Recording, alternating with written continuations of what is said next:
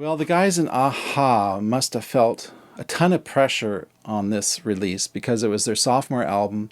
Of course, their first album was a huge hit. I was a teenager back in 1986 when this album came out. I was a big fan of the band, and I'd waited around for a year to hear what their follow-up album was going to sound like. So I got it in cassette, and I was pleasantly surprised. When you only have one album from a band, your perception can get a bit skewed, you know, or set. It's hard to imagine them outside of the boundaries of what you already know of their first album, you know.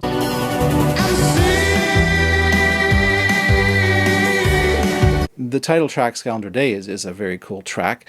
They know how to build a goosebump-inducing intro. And Morton, the singer, wastes no time. He's soaring straight into the first chorus like a young horse breaking into a full, joyful run across open ground. The only odd moment for me is a kind of yodel-like vocal flourish. It's a Norwegian thing, I guess. A European thing, I don't know.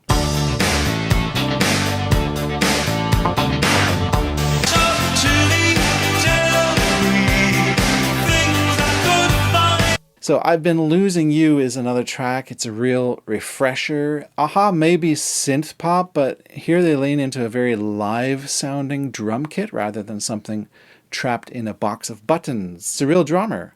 The result is a strong, straightforward rock feel anchored by a really solid bass line and a really satisfying chorus. The drum machine, however, never fully disappears. It's still very present on tracks like The Swing of Things. How can I speak of the world rushing by? They also showed on this album that they could push energy and edge on the song called Manhattan Skyline. It's a deceptively structured track. It starts like a ballad before the chorus arrives with grit and crunch. And the contrast is striking and it's really well handled. So the album isn't without some weaker moments.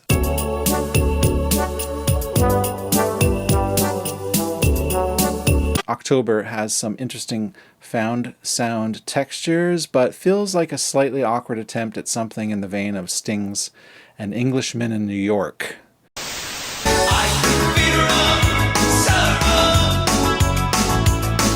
And despite a decent chorus, Maybe feels kind of out of place. Almost like a novelty track, I would say, which may or may not land better with the younger listeners. On the stronger side, there are several tracks that sit comfortably in the fun but still atmospheric category, we'll call it. The Weight of the World,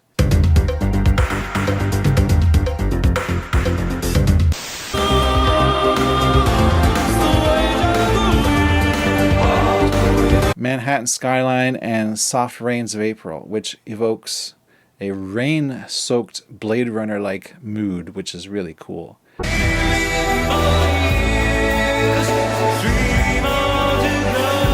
Cry Wolf is an effective dance track, even if it doesn't necessarily aim beyond that. That's it. Nothing wrong with that. Which brings us at last to the moment of truth. So I came up with a Prog Dog score of 3 out of 5 dog bones. So this sophomore release by a-ha is not a classic, but it is a solid effort.